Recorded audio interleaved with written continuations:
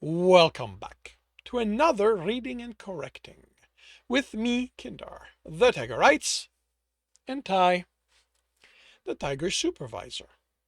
These are where I read a chapter from one of my stories and correct it as I go. If you want to listen to these live, it's every Tuesday morning, 8 a.m. Eastern Time on Twitch and YouTube. And if you are looking to support me, that is on my Patreon. Today, we are doing Chapter 97 of The Captain's Heart. Captain, the female said, continuing to look. Captain said,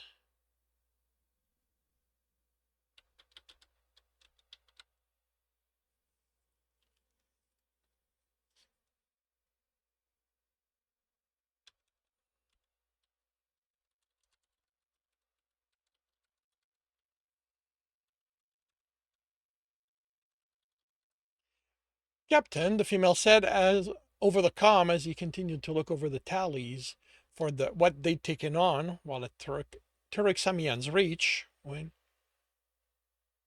yeah, that's.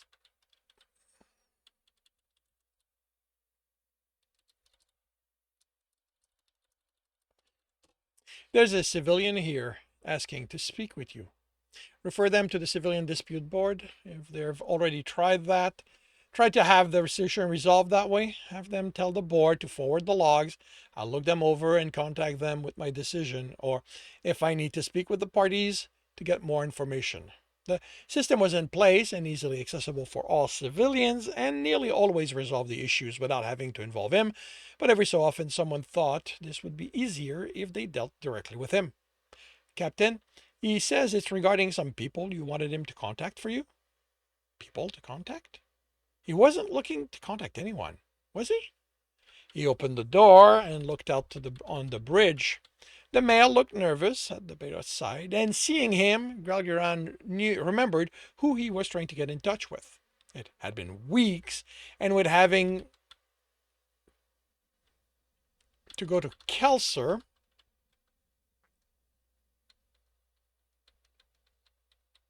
and now making sure no one tried to take it, had tried to overcharge him.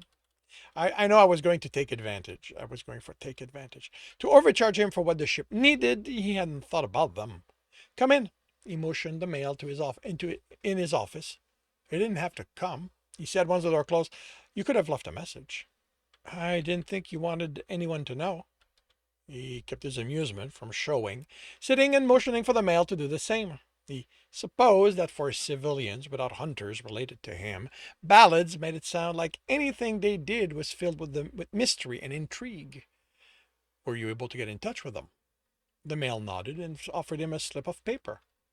It had been ripped from a larger page, and Gralgiran wondered where it was from. The only place he remembered paper being used was in Cub's activity book, something for their growing claws to catch in and rip, a way for them to learn control without damaging anything important or dangerous. The male had no family on the ship, but he could have bought such a book for this, and if the intent was to avoid leaving evidence, it worked. A comm frequency, a time and date. In Federation Standard, the conversion put it slightly over 10 hours. Put it in slightly over. He'd have to stay up late. He tilted an ear, and the male shrugged. That's all they gave me. And you came as soon as you received this? A nod. Comm transmission were easier to trace than general broadcast, and he now had a time frame he could have.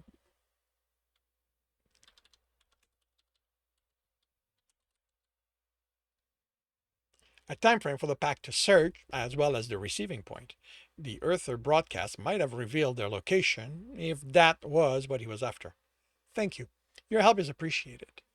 You're not going to tell anyone I helped, right? I helped you, right? Now he chuckled. I won't. But you don't have to worry. Nothing you did in helping me is illegal. The nod was too hurried to be belief. He couldn't do anything about that, but he had to wonder just what kind of ballad the male had built around their interaction. You can go. He was out of the office so fast, Gralgiran was surprised the bridged beta didn't come in asking what this had been about.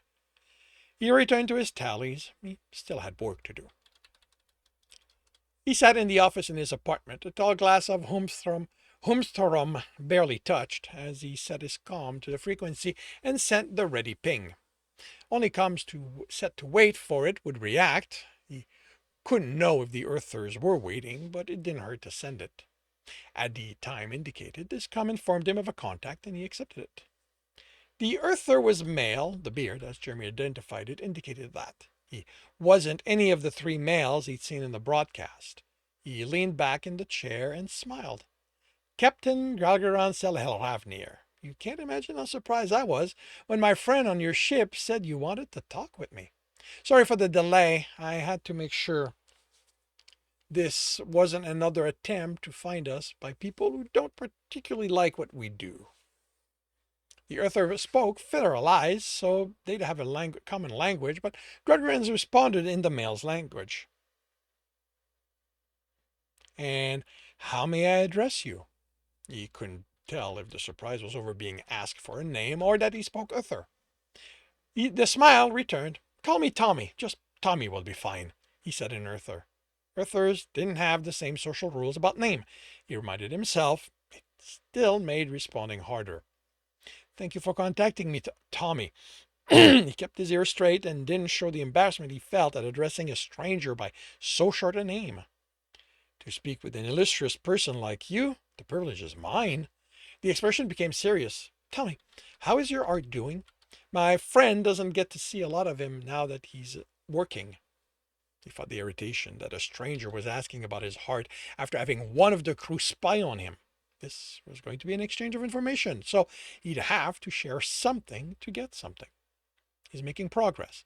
He's socializing among the crew with only the rare incident now. And you and him? Gralgiran locked his face into a neutral mask to keep the stab of pain from showing. I guess that's none of my business, the smile returned. Well, you wanted to talk with me. How can I help you? I've listened to your broadcasts. I figured that was how you were aware of us. On top of having information about what happened to Jeremy you shouldn't have been able to get. The smile didn't change, but Tommy, the Earther, gave a slight nod of acknowledgement. You've been giving news about what takes place on Earth and some of the decisions the Earth government has made.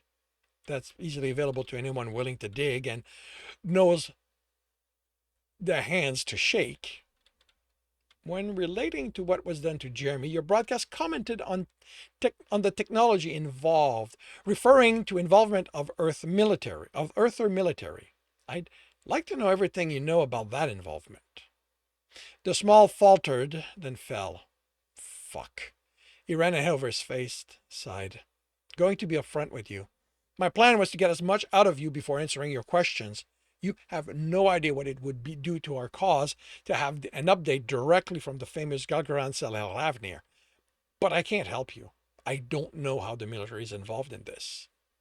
He didn't have the skills to tell if he was lying, and none of his betters had the familiarity with Earthers needed to read the details of their face to tell.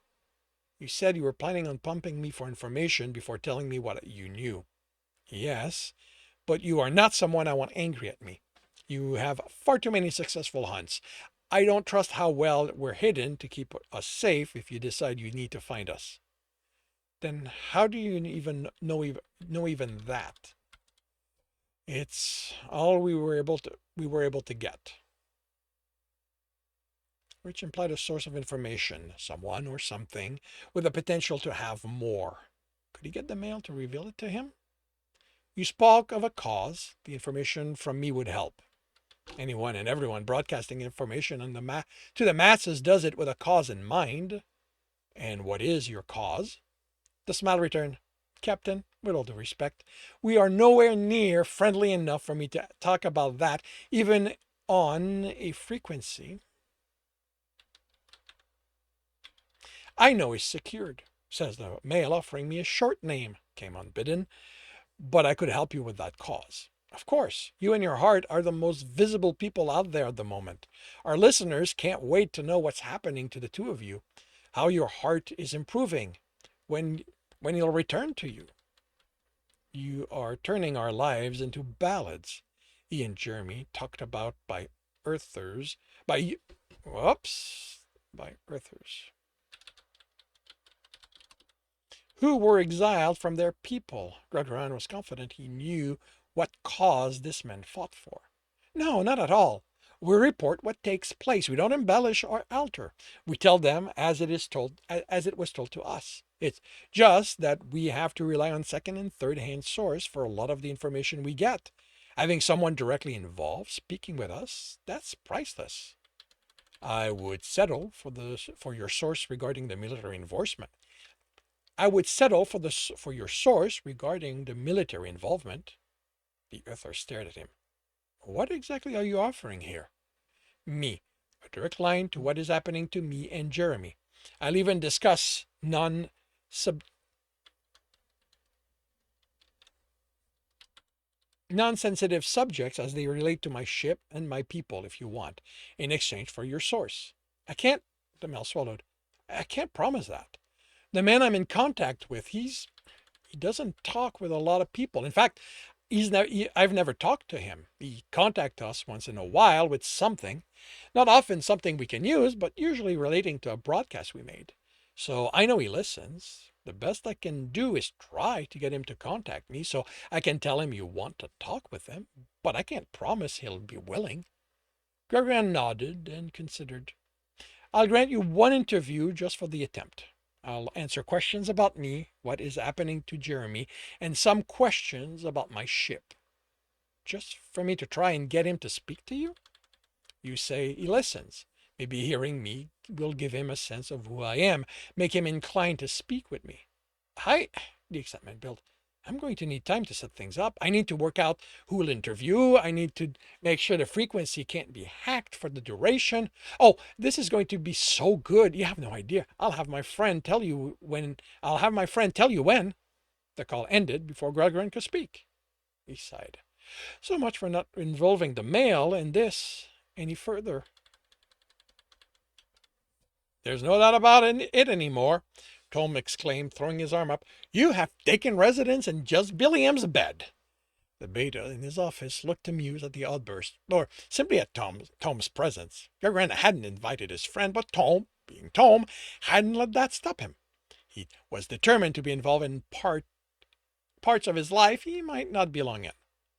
I'm with the pilot, Alpha. Patrick's Jezbil said.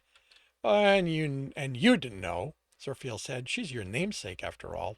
The male rolled his eyes. We don't know what the Earthers want.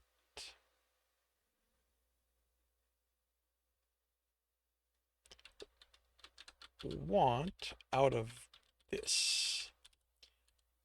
To know how the situation between me and my heart is progressing. Oh, I swear, Tom said, you can be so innocent at times. I'm with him, Zerfiel said. They are Earthers. We know how they feel about you and him. They are Earthers who have exiled themselves from their people. You don't want us to tell you the numbers of ways we could use that to set up to infiltrate our enemy's information network. The Senecal Dosirage said. And I don't have a backroom access to them, Tom added. We are fighting for those. What happened to? They are fighting for those like them who. Holy cow.